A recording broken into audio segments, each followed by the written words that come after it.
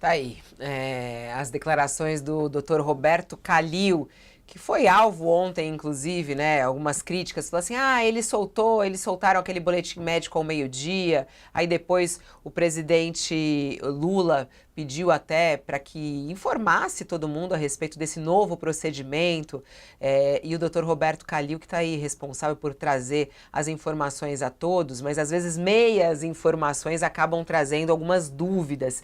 Eu queria que o Sakamoto começasse contando um pouquinho para a gente sobre esses bastidores, né? Sobre essa situação da transparência do estado de saúde do presidente Lula. Parece que o presidente Lula vem exigindo isso da equipe médica, né, Sakamoto?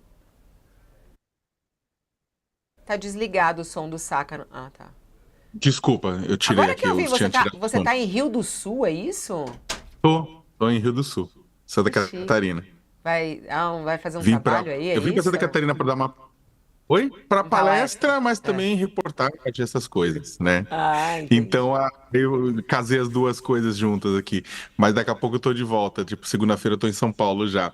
Mas a Fabiola, como a gente vem conversando, acho que desde o momento que o Lula foi internado, né, ele tem exigido, né, da sua equipe, exigido da equipe médica transparência total. Exatamente porque ele sabe o tamanho do enrosco que existe com meias informações, ou com informações dadas pela metade, ou com informações que as pessoas acham que não seria necessário dar, mas são necessárias. O presidente Lula já teve problemas de saúde, já enfrentou um câncer, sabe? Já teve uma aliada política forte, que é a presidente Dilma, que também já enfrentou um câncer, já passou por muita coisa e ele sabe qual que é o impacto da questão de saúde de um mandatário, de um presidente da República, ou mesmo de um governador ou de um prefeito, né?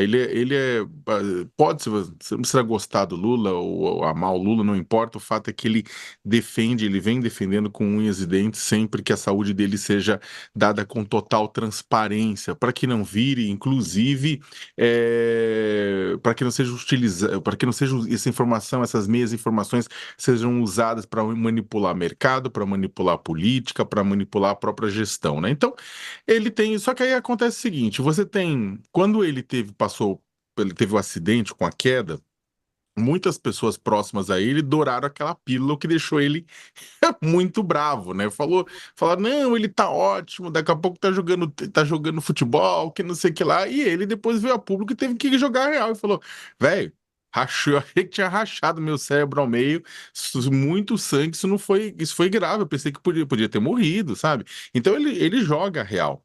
Né? Agora, o ponto é o seguinte, e acho que isso é interessante. Quando a gente fala de jogar real, muitas vezes a gente está falando de políticos em volta do presidente, ou de assessores, ou de qualquer coisa assim que tem que jogar real. Só que o ponto, também isso acho que é interessante, eu não acho que é por sacanagem, né? Mas o ponto é que não só isso cabe à política, mas cabe também à medicina. Outros grupos, às vezes a gente fala assim, ó, isso aqui é uma decisão que tem que ficar a cargo dos médicos, tá? Mas alguns procedimentos que para os médicos podem ser irrelevantes, podem fazer parte de um procedimento maior, para o público em geral, para a política, para a economia, não, eles querem saber os detalhes, né? Então eu acho que também tem muita coisa nesse processo todo que é isso. A equipe médica, ela, é claro, define, né? Olha, vamos divulgar dessa forma, dessa forma, dessa forma, que é o correto. Agora, isso tem sempre que passar pelo crivo do paciente para que o paciente fale, não, eu quero que divulgue mais. Aí a equipe médica fala, não, mas isso aqui é uma bobagem. Não, não é bobagem. Eu quero que divulgue tudo, absolutamente tudo. Eu espirrei, divulga. Eu tossi, divulga. Vocês vão colocar para me dar o tal remédio, divulga, né?